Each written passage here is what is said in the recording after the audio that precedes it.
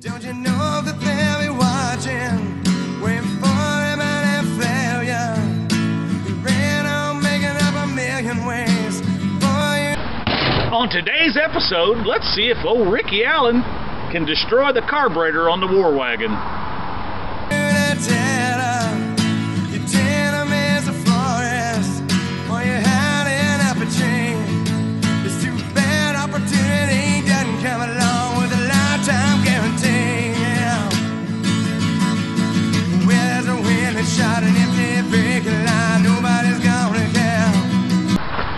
Well, will you tell me I can't even get the hood open? There we go. Good grief almighty. If you're the missing link of season, I'm the brink of stand up in more than you can bear.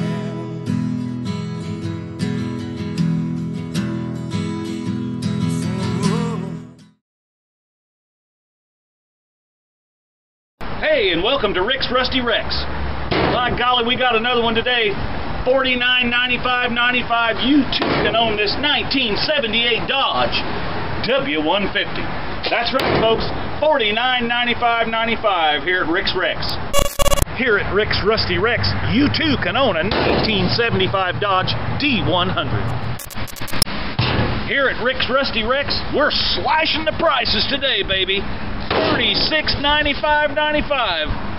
One time, today only, cash, no credit cards. You don't know how to get to Rick's Rex? Well, I'm going to tell you. You take the I-69 bypass, loop off on Doglick Road, whip up 13th Street and hang a right, baby, and you're here. Oh, hey, it's Rick here. All right, well, it's actually a nice warm day in the neighborhood. No snow right now. You know, gosh, I think it's almost going to be 65 degrees today. I don't even have a coat on. All right.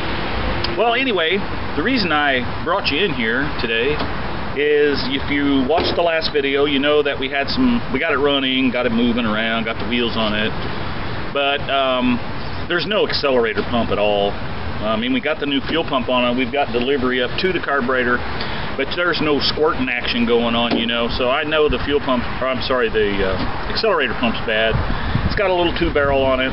So what I want to do today is I don't have the kit for this, and there's too many options to try to buy it without actually looking at the carburetor. So I thought what we would do today, since we're not in any big hurry to get this, you know, out of the nest it's built here in the yard, I thought we would just pull the carburetor off, patch up or stuff up the hole to the intake so we don't get ground squirrel nuts down in and everything. And then, because we have a lot of ground squirrels here, the little dog, Tallulah, just loves to get those things. I won't tell you what she does with them, but anyway, I digress. Sorry if it's windy. All of a sudden it got windy. It's liable to blow up a snowstorm, you just never know. But what I want to do today is take this carburetor off, and then we'll take it into the garage on the bench, if we can find a space on the bench, and we'll see if we can find a number on it, and then we'll try to source a carburetor rebuild kit, maybe locally, maybe eBay, who knows. There may not be any of them. They may all be floating around out in the ocean off of California, who knows. But anyway, thanks for coming along. I know I haven't been doing a lot to the Dodge lately. Work's been going really good. Got a lot going on. If you follow my other channels, like Du Bois County Flips and different things, or if you've been following this channel for the last 13 years, you probably already know that I'm a home inspector, and I also do, buy repossessed homes and fix them up and sell them, and I do odd jobs for people, and you know, so I just got all kinds of things going on. But my real passion is trucks, not necessarily Dodge War Wagons, but my passion is pickup trucks. And so anyway, without further ado, let's get started. Now, I have no idea what kind of tools we're going to need for this, but the first thing we're going to have to do is get rid of this clean air apparatus on here.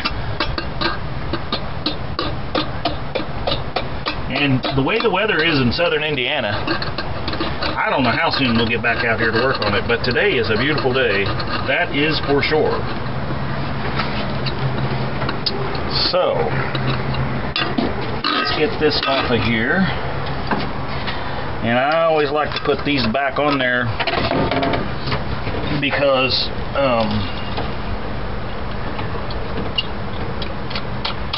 I don't want to lose it somewhere. So let's undo that little duker there. Pop this big daddy off of there, and we'll go put that in the cab. All right, let me get some tools and I'll show you more. All right, got me some tools here. Don't know what all we need, but you know, we got some tools.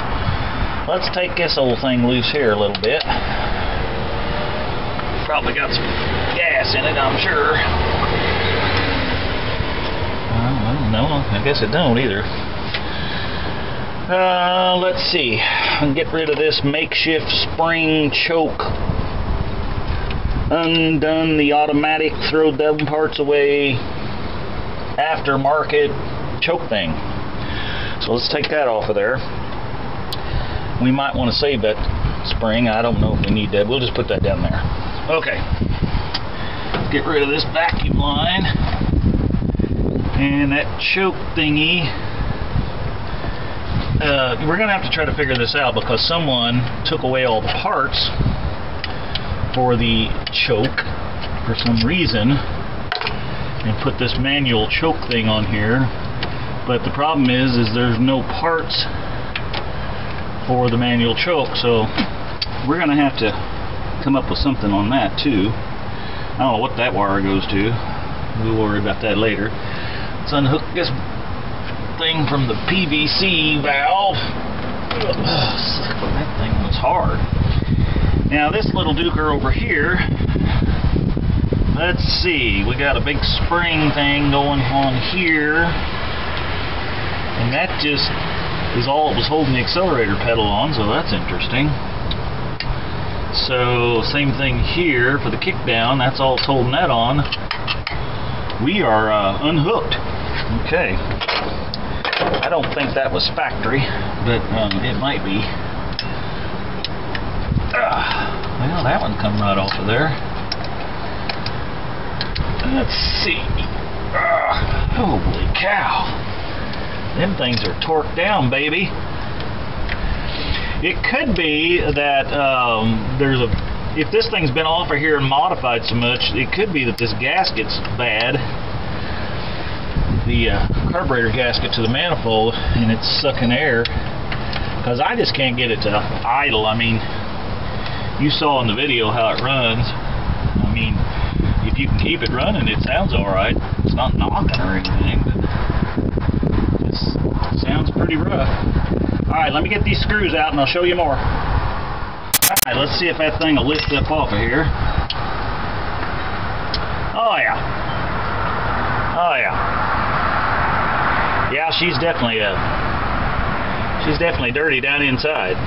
So anyway, alright. Now, like I said, I like to put these little rags down in here to stuff off these holes, because you know this is a Mopar high horsepower intake manifold.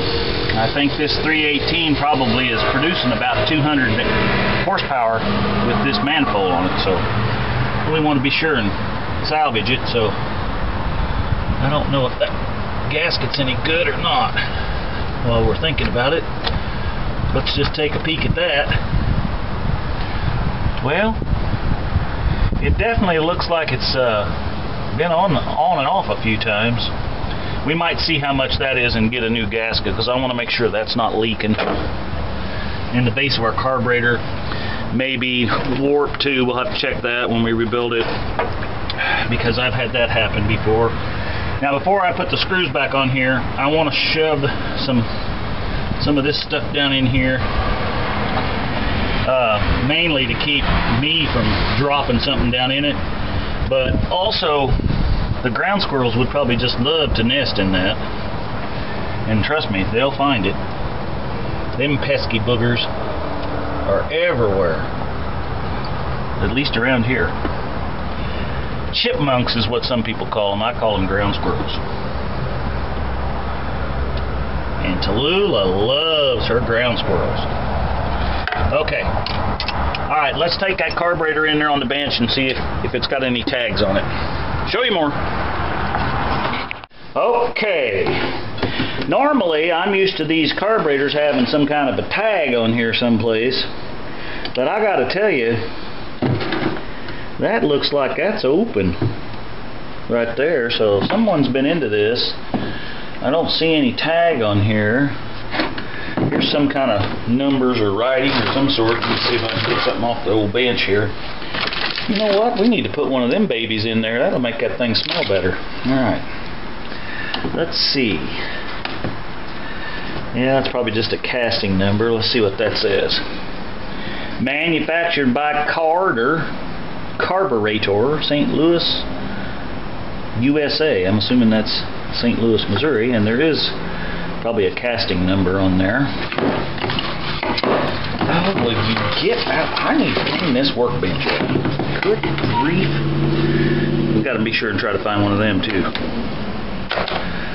Let's see if there's anything on this side. I no see nothing. Okay, well obviously there's no tag on this, so I am going to go try to source a carburetor kit.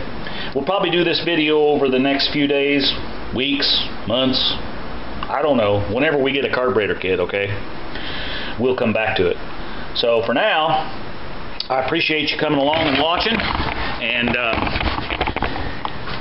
you guys subscribe to the channel all the time, and that is so great. And we're up to 230 some subscribers. I was wanting to get to, I'm going to shut the door here. I was wanting to get to 1,000 by Christmas, but I don't think we're going to make that this year.